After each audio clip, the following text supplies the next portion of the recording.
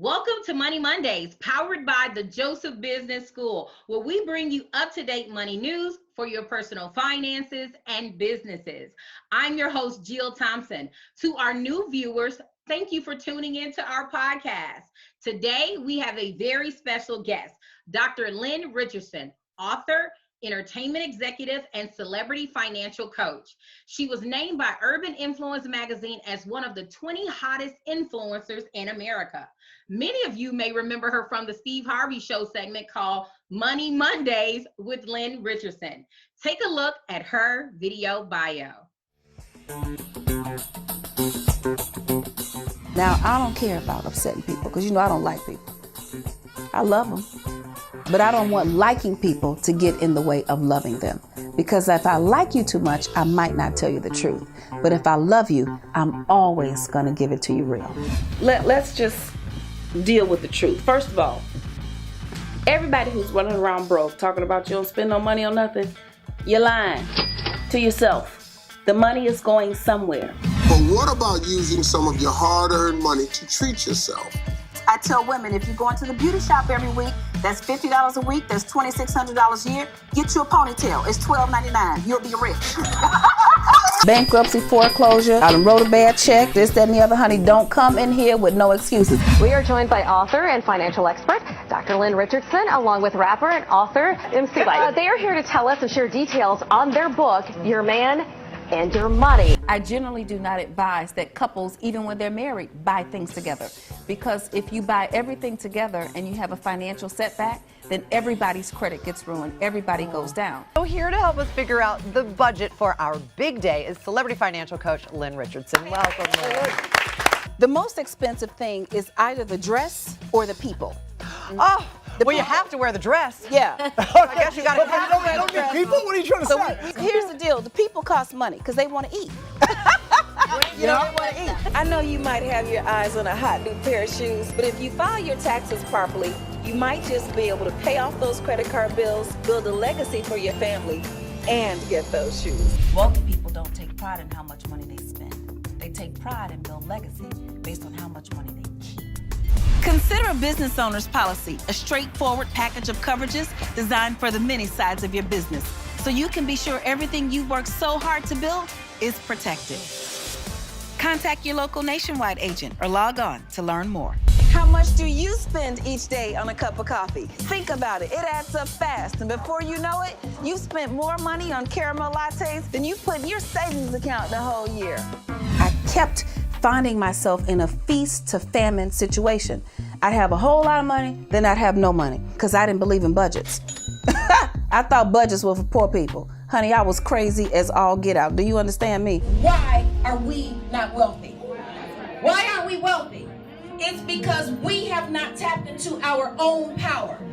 So the first thing that we have to do as a sister in business is realize that we have to spend less money than we make.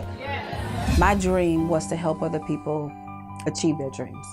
There is not an aspect of my life that has not changed due to the presence of my sister, Lynn Richardson. Because of her presence, everything has changed for me. Last year I could say we sort of quadrupled our income. This year, I'm sort of scared because it comes with bonuses for her. I finally got my money right, and now I want to help others get theirs right too. Dr. Richardson, welcome to Money Mondays. Hey, welcome, welcome. Thank you. Hallelujah. I accept. So happy to be here. You are too funny. Dr. Richardson, look, what's so funny is we realized that when you originally were on the Steve Harvey Show, your show was called Money Mondays. And so we just want to say, welcome to Money Mondays again. Come on now, bring it all the way back around. I love it. Yes, I did Money Mondays on Steve, a couple of other segments as well. I do a Money Monday newsletter. I think I was on Candy Burris' Money Making Monday, educating the public about things that they can do during the pandemic. So Money Monday is all right with me. I love it. I love it too. I love the fact that you're all about the money. So let's get right into the segment. Dr. Richardson, you have labeled, you've really called yourself a minister. And so within your bio, it says that the work in which you do is really your ministry. why do you consider it your ministry? Well, let me go from the present and then work my way backwards. First of all, I am a pastor. I'm the Didn't pastor know that. Yes, I am the pastor of stewardship at Cali Worship, where Warren Campbell is our senior pastor, and Erica Campbell of Mary is our first lady. And so I am a pastor. I actually have a master's degree from Trinity Evangelical Divinity School. Wow. And so yes. So I think people don't realize that about me, because I'm still kind of cool, like hip hop, But I went into urban ministry in particular because, it was very clear to me that there really is no separation between personal and business, ministry and not. Like, how can you begin to separate anything? I think who you are in your personal life shows up in your business, and who you are in your business shows up in your personal life. And for me, it all starts, begins, and ends, and is in the middle and all around with the Lord and what he has given me the permission to do and has anointed me to do. So I find that, my goal is in addition to being an entertainment executive, an author, a speaker, really at the end of the day, my goal is to help people seek personal, professional, and spiritual harmony. And harmony is what we're after. Sometimes you can't have balance. Things aren't always equal. Sometimes you may have to, my husband had to comb the girl's hair, and while I went into another event, and so on and so forth.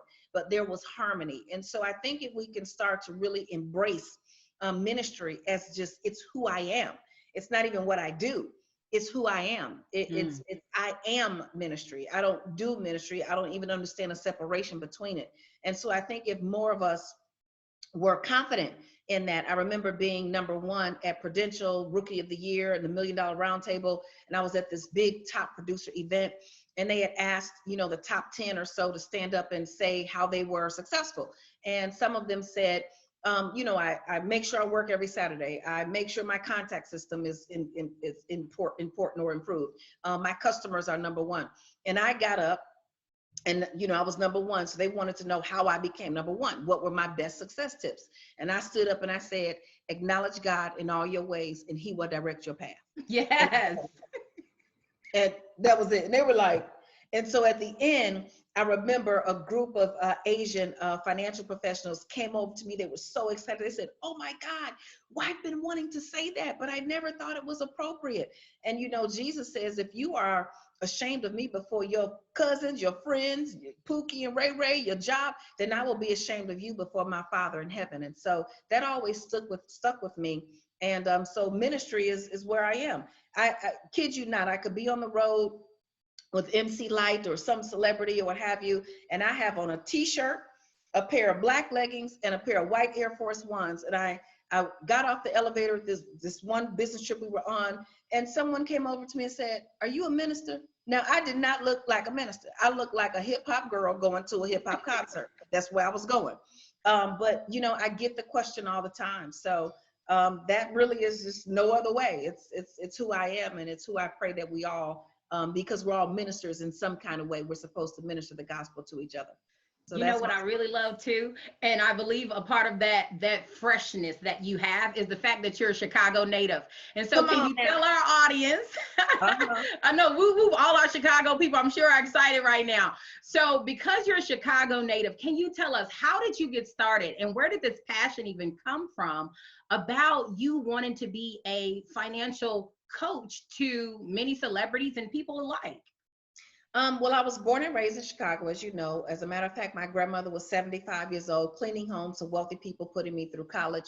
If she had to get on 2 trains and a bus at 2 o'clock in the morning to go from 44th and Cicero to Deerfield, way, way, way north, in the snow with 3 feet of snow. She was only about 4 feet tall, 4.5 feet maybe. And if it was 70 below zero, she did what she had to do. And so I knew we were not rich, but I didn't feel poor. If I needed money for something, I'd ask her. She'd tell me to go look in the room, on top of the shelf, behind the box, inside the pocketbook, inside the zipper, wrapped up in a piece of paper towel. It's $20. They used to hide the money 22,000 times back in those days.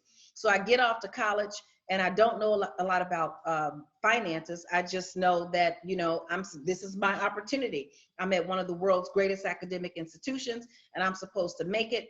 And all I knew was my grandmother told me to go to school, get a good education, get a good job, go to church on Sunday, wear clean underwear in case you get hit by a bus. Right? They always got to tell us to wear clean underwear. And so I got off to college and I had too many credit cards. I did not go into the credit card room and get one. I went and walked around the room and got one of each. So when the creditors called and said, well, Lynn, can you borrow the money? I'd say, can I borrow it from you? Fast forward, I enter the world. My credit is jacked up. I have to get my furniture from Rent-A-Center. Life is just like not really what I expected it to be. I get married. I've got 3 children. I'm successful now. I'm making money. I'm helping people with their credit. I helped a lady with 4 bankruptcies and 2 foreclosures overcome her credit issues. She got into a house with a low interest rate, low down payment. So now I'm a radio show host, and I'm, somewhat of a local celebrity or whatever, and I'm making tons of money, but I'm broke. You see, I was living check to Monday. People say, what's that? It's not check to check. Check to check is a blessing. That means you get paid on Friday, and by the next payday, you're broke. Or you may have to call your big mama for some gas money the day before payday. But check to Monday is a whole entirely different game. You get paid on Friday, you kick it on the weekend, you pay on your past due bills, because in your mind, your current bills are not due yet, okay? And by Monday, you're broke. And I was living that lifestyle, making $50,000, $60,000, $70,000, $80,000 a month. It did not matter how much money I made, I always found a way to be broke. So I spend my life now helping people understand that more money doesn't solve a money problem. If it did, millionaires wouldn't go bankrupt. If you make $50,000 a year, but you spend $60,000, you live in check to Monday. If you make $200,000 a year, but you spend $300,000, you live in check to Monday. If you make 10 million and you spend 20 million, it's all the same thing, because mathematics is the same no matter what. 1 + 1 = 2. If your stuff adds up to 10, it'll never get in. And so I found that when I started speaking the truth, because, I'm an African-American educated woman, I'm in, known sorority. I'm in all the, African-American elite clubs for parents and children and things like that. And so there's a certain way, and there's a certain stature, and there's a certain lifestyle that you're supposed to project. But I started to tell the truth. And when I started to tell the truth, it was like everybody took off their wigs, body magic, and got free. And I'm like, wait a minute, I've been pretending all this time and y'all broke too? Right? So when I started telling the truth, other people started to share their stories. And, I think the biggest thing is us removing the shame, because we come from a history of not having, and our culture tells us when we get the opportunity to have, that we're supposed to show the world we have it.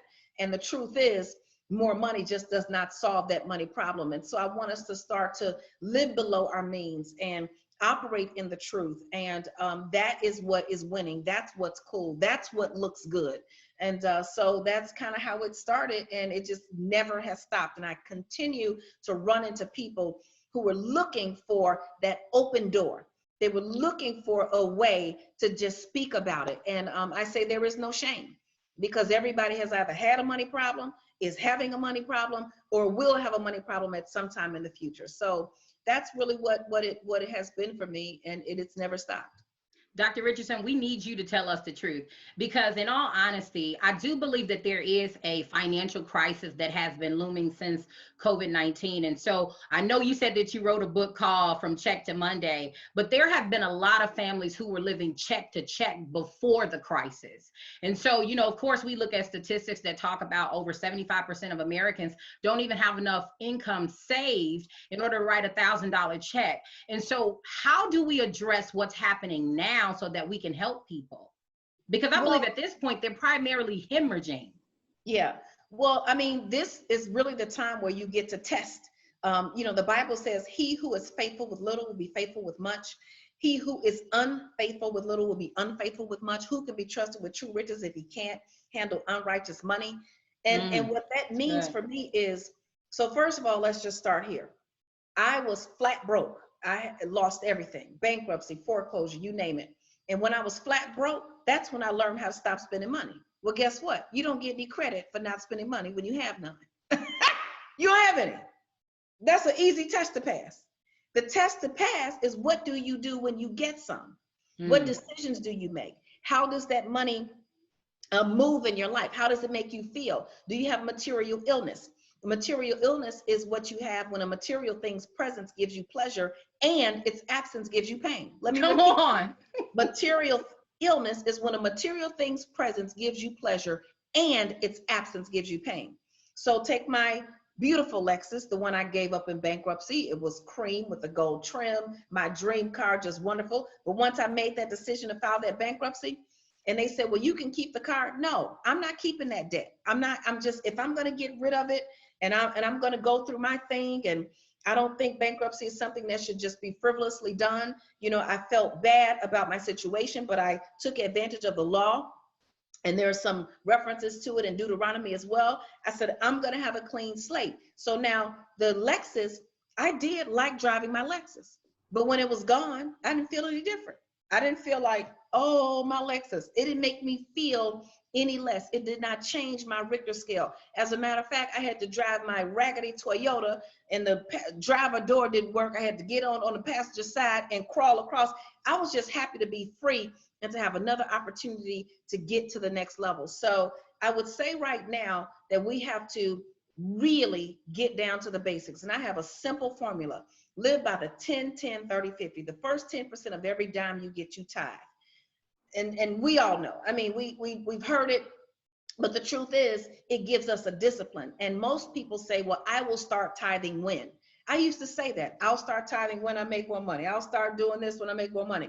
But when gets here and we never make the change. So I started tithing when I was broke.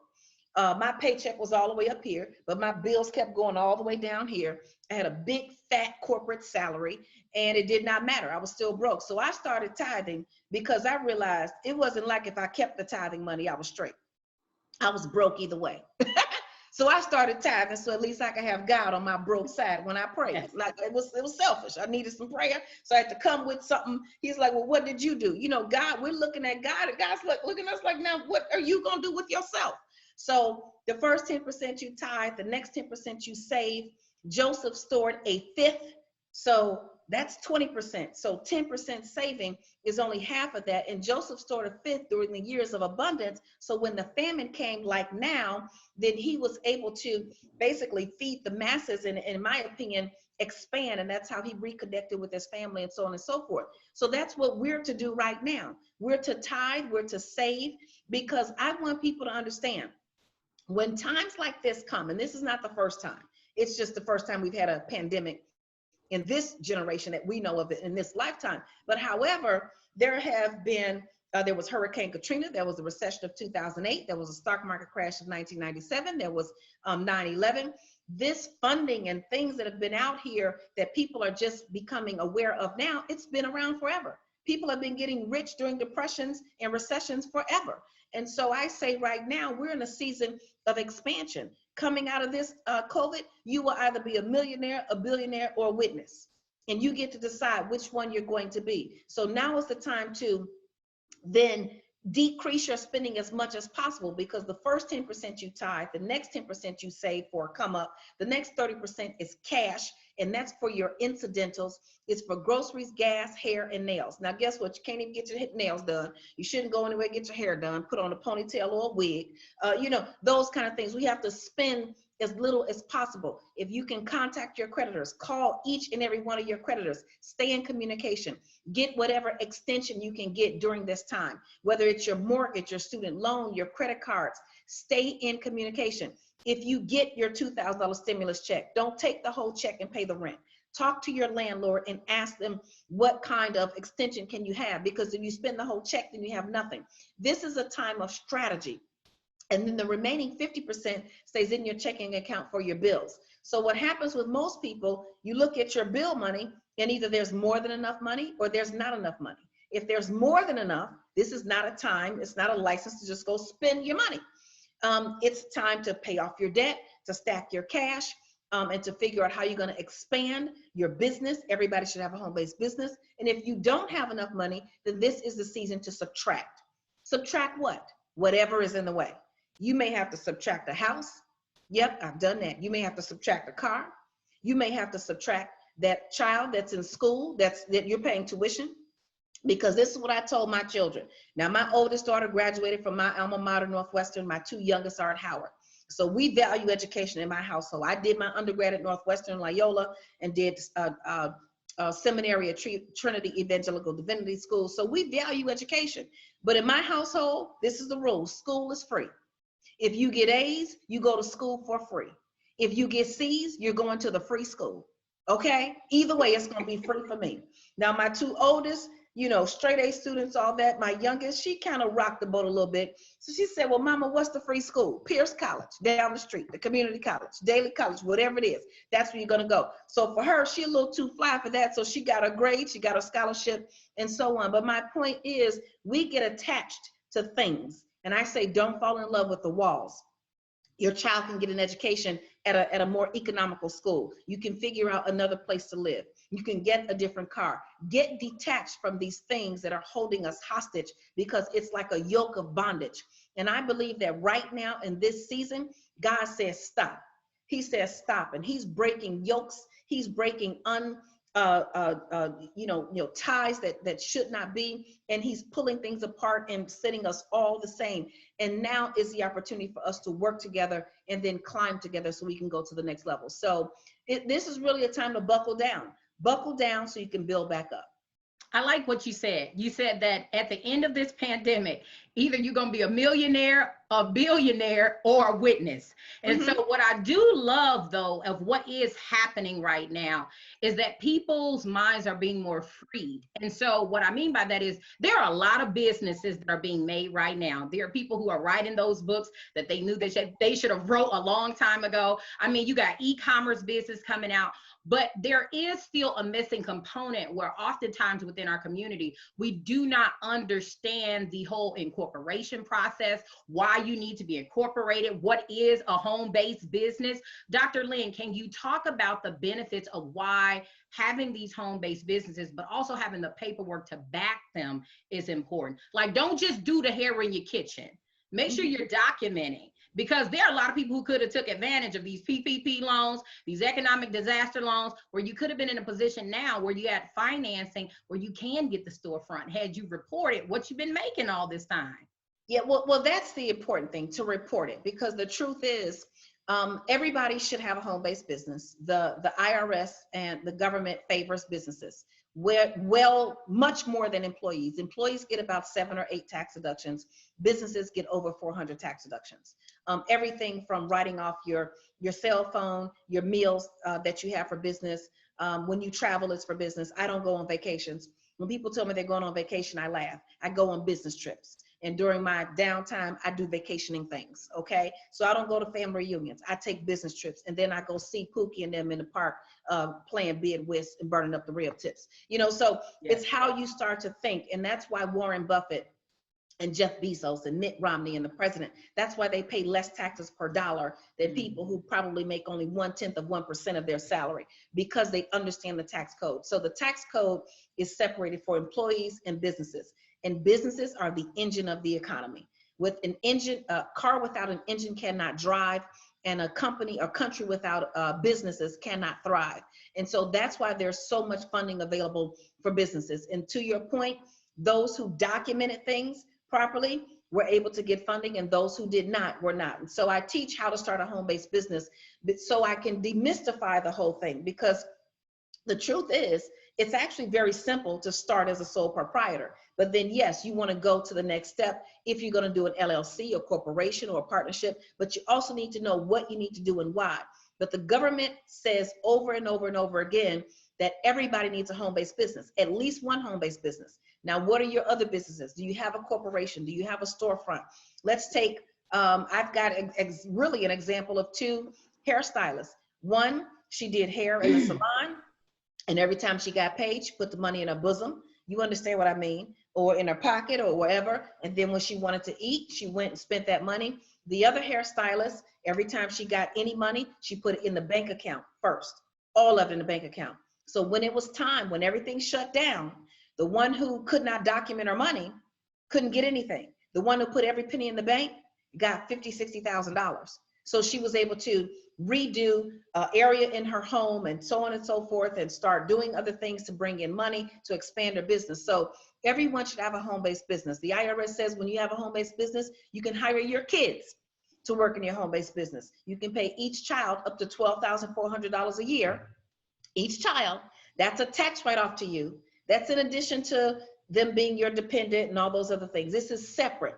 So I say to people, hire everybody. If you are providing for a parent, if you're providing for an uncle, if you're providing for a sibling, when you hire your family members to work in your business, then it becomes a tax write-off. Now the money that you pay them, they can use that money for school clothes, school supplies, tuition, all of those things. And so when you start to understand that the entire financial system and that the money game is wrapped around businesses, then we begin to understand our power and how it can work in us. Ephesians 3:20 says, God will bless you exceedingly and abundantly, more than you can ever ask or imagine, according to his power at work in you. It's the according to part, you see. We get to choose how the power is worked, because the power is there, it's present, it's omniscient, omnipotent, omnipresent, it's everywhere all the time. It does not wobble. It cannot fold. It's us who get to choose how that power will work in us. And so having a business and having multiple businesses, I think everybody should be an entrepreneur. Even if you want to be a lawyer, what other businesses will you have? Even if you go to school to be a doctor, what other businesses will you have? Even if you go to school to be a teacher, what other streams of income will you have? Because one stream of income is hazardous to your wealth. So this business piece, let me tell you, I could go on and on probably for 2 years. It'll be Monday, Tuesday, Wednesday, Thursday, and Friday by the time I get talking to you on this thing about businesses. Dr. Lynn. And so when we really think about this, I believe what you mentioned is a paradigm shift to really think about it. And so we're talking about shifting our mind from thinking from one way of which we're used to thinking, of which we like to put the money under the mattress. We don't want to necessarily tell all our business of how much money we've been making.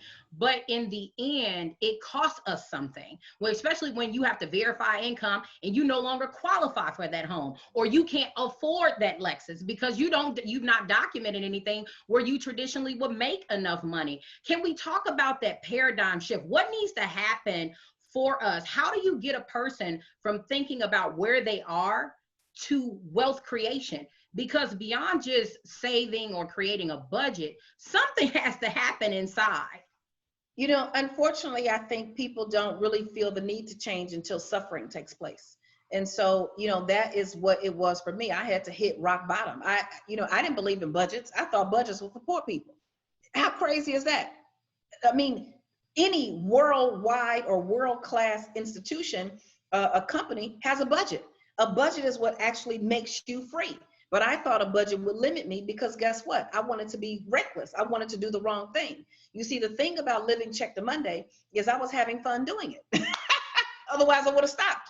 So you're having fun feeding your ego. You're having fun feeding your flesh. And I didn't have a drinking problem. I didn't have a gambling problem. I don't even shop and buy clothes. I had a problem worse than all of that. I had a I think I'm God problem. That was my problem. Because I'd loan money to people even when I didn't have it, so they wouldn't think I was broke, which I was.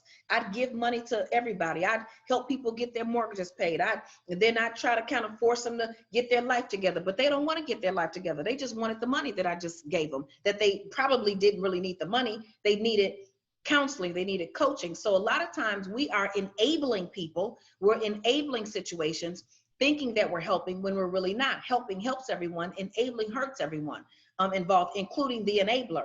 So I think it just comes down to somebody, each and every one of us getting to that place where we get sick and tired of being sick and tired. And I got sick and tired of being sick and tired. And I remember one day on the radio, and this was long before my ministerial days, because let me tell you, me being a minister, I was like, oh no, somebody's kidding with me. And I remember when God said to me, when you know my word like you know real estate, then I can use you. And I'm thinking, and I remember being on the radio one day and somebody called and said, well, Lynn, you like a preacher. And I was like, oh, let me hang up on her. I am nobody's preacher. That is not gonna happen. I don't know who they talking to, Child, I was like Paul on the road to Damascus, okay? Only thing I didn't do, I wasn't killing nobody, but I was doing everything else, right? Hurting myself ultimately. And when I heard the voice of the Lord and when I understood who he is, I asked one simple thing. I said, if you save me from myself, this was literally when my lowest point, I asked God if he would save me from myself, When people saw me, they would see him. That was our deal. I didn't ask for the money back. I didn't ask for clout. I didn't ask for position. I didn't ask for posture. I just wanted the opportunity to show people who he was. That's it. That's all I asked for. And everything else came along with it. So I think for anyone who gets to that place where they are just tired, I threw in the towel because I thought I grew up smart, all of that, straight A student, went to a great school. So you think that intellect is going to get you to the next level. But there are too many people who are intellectually smart but broke. As a matter of fact, and I have to say this, particularly as it relates to not only our culture, but African American women are the most intelligent people on the planet. We have more PhDs, master's degrees, bachelor's degree. We have more degrees than any group of people, any other group of people proportionally, any other group. And our net worth is the lowest, not one of the lowest, the lowest. We have the lowest net worth, period. So there's an inverse relationship between intelligence and wealth when it comes to us. And so we've got to reverse the script and really just use some common sense. Tell the truth with love and begin to walk. And I think when people are willing to do that, accept the truth, but more importantly, accept their own participation in their situation, then we can begin to change. That's good. Dr. Lynn, can you tell us about your client that you mentioned earlier in the show who had the 4 bankruptcies and 2 foreclosures, and she just got on straight street in 9 months? How did you help her? Well, I help her like I help everybody. I'm the Medea. So I think I'd scare them a little bit, but it's with love. First of all, my grandmother, she passed last year, is coming up on a year, and she was almost 98. And just when I tell you, my homegirl, my road dog, just the wisest woman I've ever met, only had an 8th grade education. But Grandma B had to whoop me regularly. I got to whoop with a switch all the time. Now, of course, I have children, and she didn't want me to whoop them. And I'd be asking her, well, how do you not want me to whoop them when you used to whoop me? And she pretend like she don't remember. You don't remember one beating I got beat with the switch all the time. And then when I would go outside, because she would tell me to go get the switch. So I'd come back with a twig. That would make her so angry. So she'd go out and get a whole tree. And you get hit like 22 times one time. So my point is, sometimes in your life, you need somebody who's going to whoop you. You need somebody who's going to coach you. You need somebody who's going to tell you the truth. You need somebody, and I'm that person. And so I remember when I first started counseling and coaching, celebrities and VIPs, and then they wanted me to do a little bit of television. And so they'd say, well, can you tone it down a little bit? And I said, well, I can't do it. If I can't show up and be real, then I cannot do it. And so now it's that toughness, but it's toughness with love, because my goal really is to help people transform.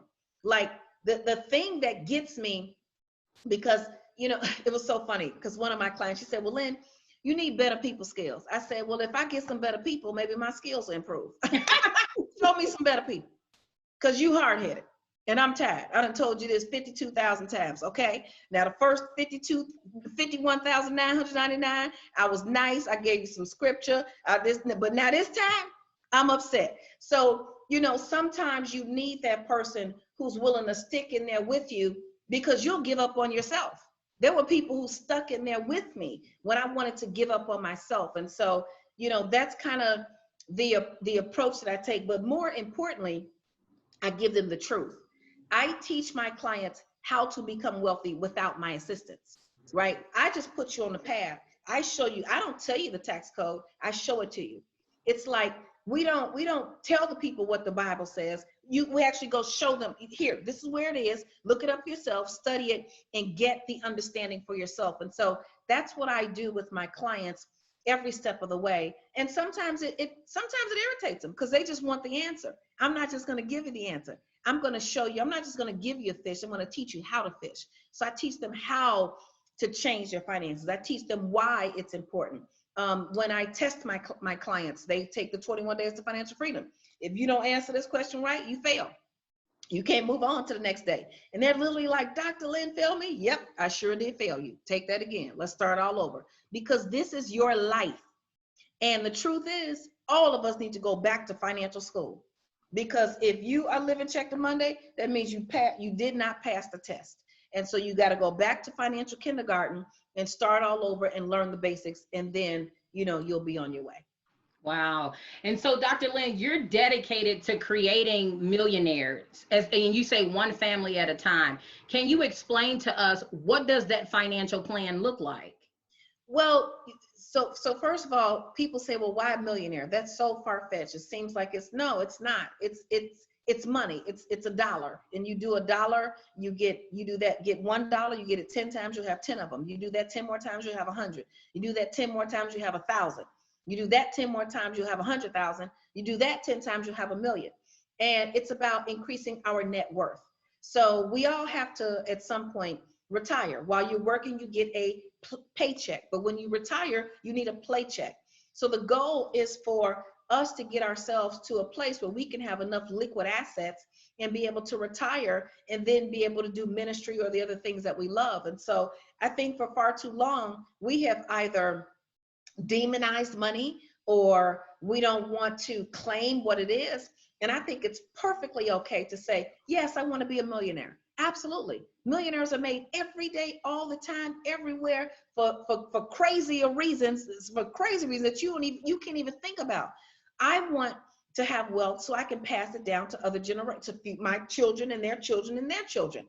A dynasty.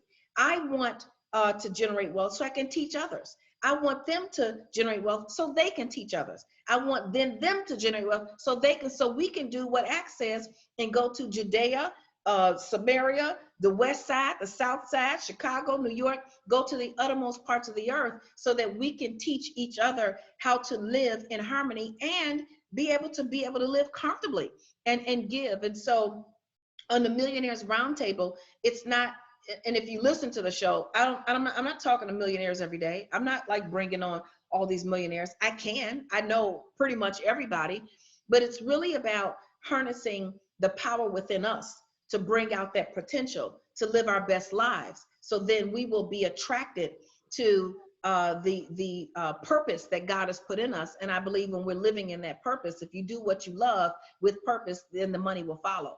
And so that's what it's about. But us also keeping our eye on the ticker.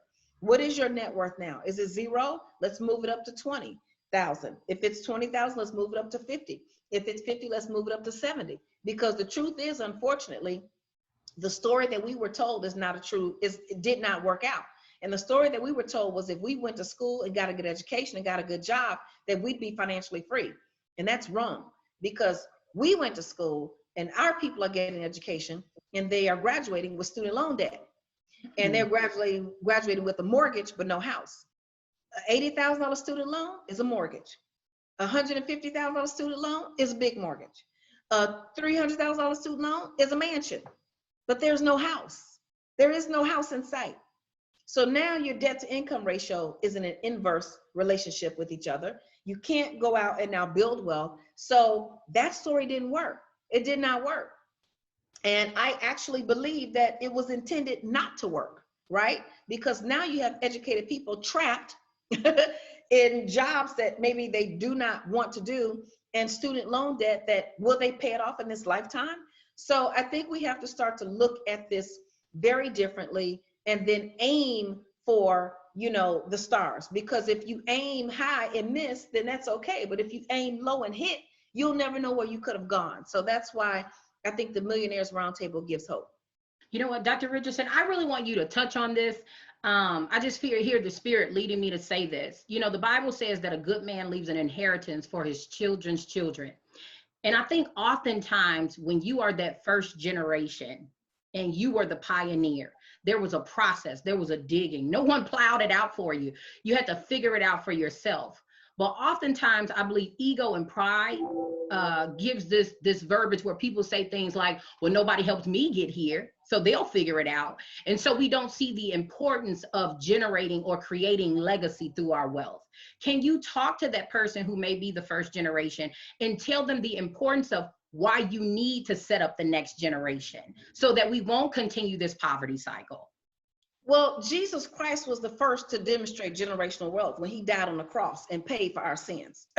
So anybody who's talking about, I did it myself. No, you didn't. Somebody did something before you that you could not do for yourself, can't do for yourself, never Yes. will be able to do for yourself. So other cultures, the Hiltons, the Kennedys, the Rockefellers, the whatever you think about them, personally, or their lifestyle, whatever, the truth is they have passed down wealth for generations and generations. And I believe that our people, historically, were bred to pass down wealth from generation to generation. But we've had some things to interrupt legacy. We've had some things to interrupt our culture. We've had some things to interrupt confidence.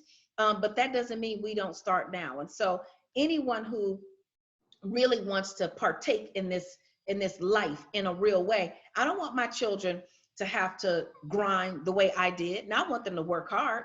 Whatever I leave you, you're not going to just be able to sit and do nothing. You're still going to, so there can be criteria. What we don't understand is when we leave a trust, you can leave a trust with instructions. That means you have to get your degree. You have to start a business. You have to take over the business. You have to da-da-da-da. When your children have children, we can put a business plan in place for what we want our money to do and how we want it to work. We can set it up, not just write a check, or when you pass on, they just get the $1 million or 500,000 or 100,000, whatever it is, and they blow it because that's our fear. We can actually put a plan in place. And so, one of the things that makes me, I would say that, there's a peace that surpasses all understanding in the Lord. I'm going to tell you the equivalent of that. The equivalent of that is me going to sleep every night, knowing that if I don't wake up, my family is taken care of. Imagine that. Imagine your grind. Imagine anybody who is out here. You're working, you're grinding, you're doing what you have to do. And you may make it to where you're trying to go, you may not. But the thing that gives me peace, I'm talking peace, is even if I don't wake up, my dreams still continue. My legacy still lives on. My children are still taken care of, their children. If Grandma B was still living, I had it set up so that if something happened to me, even she would still be taken care of in her old age, in a nursing home or with private duty care, in a good facility, that kind of thing. So creating generational wealth, I have a couple of books coming out, but one that's coming out soon is Dynasty, a guide to creating generational wealth for families. And I talk about this, and I talk about the things that we need to do and the mindset that we need to have in order to really to begin to have wealth for our families and our communities. That's good. And what I like what you're talking about is truly a kingdom mindset, because kings think about future kings. They don't just consider the kingdom that they're living in right now or what's happening right now in this particular era. They think about their lineage. And so truly we're renewing minds to think like that kingdom model that's designed in the Bible. And so, Dr. Lynn, can you tell us this? How essential is real estate? Because I think oftentimes when we think about creating wealth, we hear a lot of people say, well, get you some real estate. Some people say, get an investment account. And so everybody's trying to figure out, well, maybe I got $10,000, but what is the next step for me? How important is real estate to the process? How important is an investment account? Is there a formula that I need to think about that creates wealth? What is it? Absolutely. So I'm going to answer the first part of the question, then rewind and then bring it around full circle. So the Bible says that the meek shall inherit the earth, enjoy peace. And real estate will be here forever. It is the one thing that we will have, no matter how we get in terms of being digital, no matter how things get more advanced technologically. If they replace, all the people working with robots, there will still be land. So real estate is the commodity, and it is definitely something that we all need to have as a part of our portfolio, because what it does over time is it creates a passive stream of income if you have investment property. And then the other thing that it does is in your younger years, or when you are trying to figure out, how you're going to make it minimally, you can live for free. One of the things that I shared with a young lady on the Steve Harvey show was a pretty popular episode where she and her daughter, it's just her taking care of her daughter. She doesn't get child support. She's trying to figure out how she's going to make it. And the solution for her was to buy a 3-unit building, live in one, let the second unit pay the mortgage, and the third unit you put in the bank. Let me tell you, that is building wealth. So now she was spending $2,000 a month on rent, which she no longer has to spend because the mortgage is now being paid by the tenant. So that $2,000 a month that she was paying for rent, now that's cash stacking. That's paying off debt. That's building a legacy. That's, expanding a business. And then the money that she's using to pay the rent or to pay the mortgage, she's got that covered. And then the additional money that she's got, now she can either prepay the mortgage, she can put some away for repairs, utilities. Now there's control and now there's a plan. So essentially, she just by making that particular move, she just made, I think the total that we calculated was $40,000. $40,000 extra in cash that she had coming in or was retaining as a result of making that move. So real estate is the beginning for many people, because even if you start investing in the stock market today, you're not going to see that kind of return until later. But real estate allows you to take the money that you're already spending and transform it into an income producing vehicle in your life. And so the formula that I say to everybody is first to spend less money, live by the 10-10-30-50, which I talked about. The first 10% you tithe, the next 10% you save, 30% is cash in your pocket for incidentals like groceries, gas, hair, nails, to help you avoid a spending addiction.